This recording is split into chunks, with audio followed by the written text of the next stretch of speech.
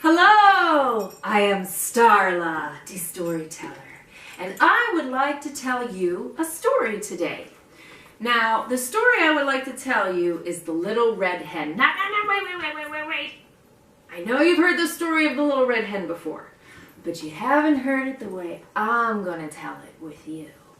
You see, whenever I tell a story, I like it when the listener helps me tell the story, and you can help me tell the story right from where you're watching. Throughout the story, I'm going to say the word help. And every time I say the word help, you can say the word help with me at home in American Sign Language. American Sign Language is a real language using your hands. And this is how you say the word help. You take one hand and you put it flat.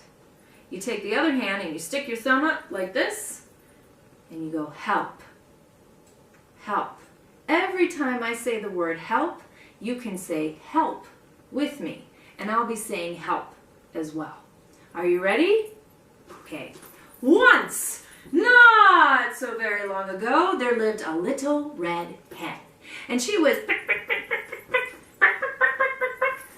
pecking around in the yard by her house on the farm, and she found an entire kernel of wheat intact. And she picked up that little kernel of wheat, and she knew she could eat it right now. But if she planted it and was patient, she could get a whole bunch of wheat, and she could make it into flour and make it into bread. But that was a lot of work for one little chicken. So she looked at her neighbors, the cat, the dog, and the duck, and she asked them, "Who will help me plant this wheat?" And the cat said, "Well, not I," said the cat, and "Woof, woof, woof, woof, woof, not I," said the dog, and the duck didn't talk very much, so he went.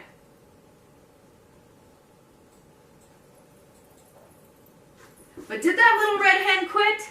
No, she didn't quit. She said, "Fine, I will plant this wheat with no help at all." And she did. She dug a hole in the ground and she put the dirt over it and she watered it when it didn't rain and the sun came down and shone on that wheat. And before long, the wheat sprouted way up. And soon she had a crop of wheat ready for threshing. Threshing is a very old word that means to cut down a crop, to prepare it for eating. And so she went to her neighbors, the cat, the dog, and the duck, and she said, "Who will help me cut this wheat?"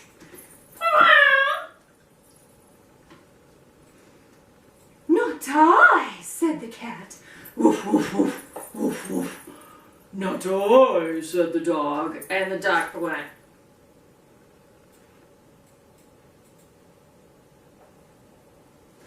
But did that little red hen quit?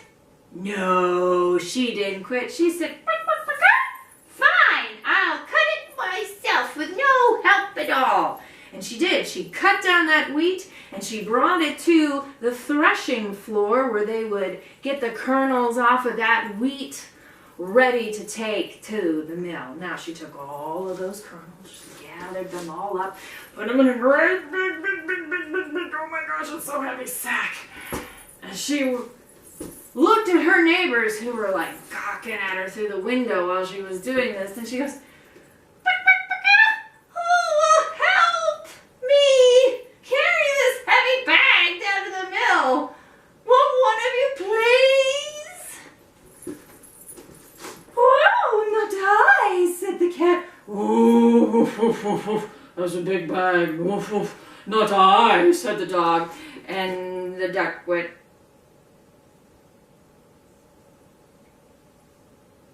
So that little red hen, she hoisted up that big, heavy sack of wheat, and she put it over her shoulder, and she started walking down the road. Oh my gosh, it's such a long voyage to the mill.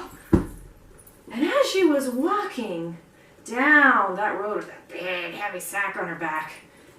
Her neighbor, the horse, who lived further down the road, he went,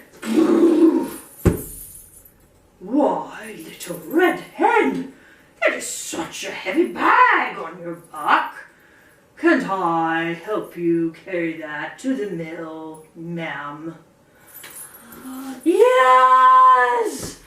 Thank you for helping me." And so the horse carried that big, heavy sack of wheat down to the mill, and he helped her grind it into flour, and he even helped her carry that flour bag all the way home.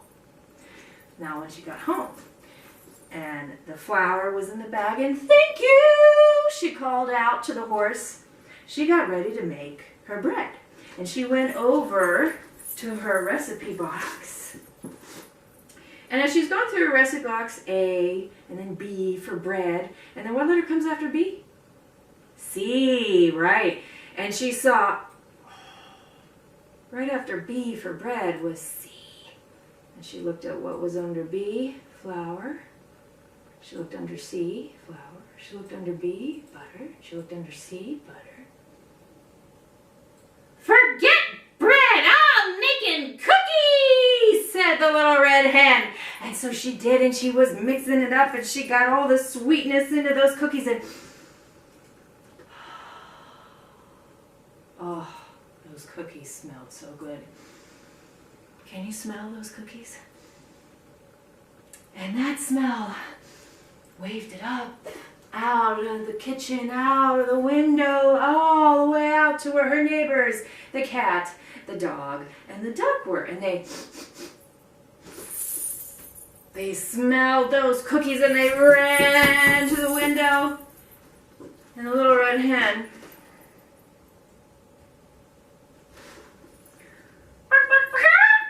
"Who will help me eat these cookies?"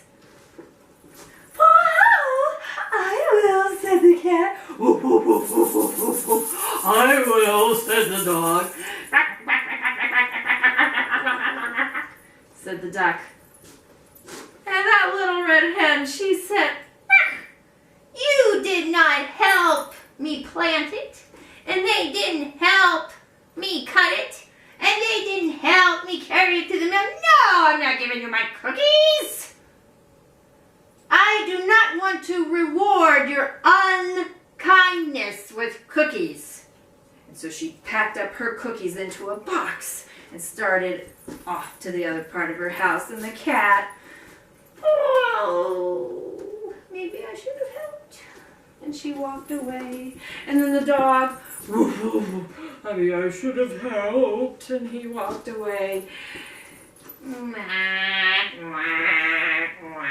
And the duck walked away, and they all thought about how maybe they should have been helpful next time.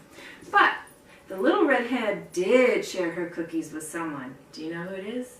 That's right. It was her neighbor, the horse. And she brought those cookies, and her and the horse helped each other to those cookies.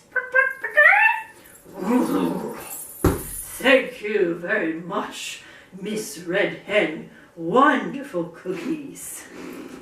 And so the next time the little red hen asked for some help, do you know who came to help? That's right, the cat, the dog, and the duck.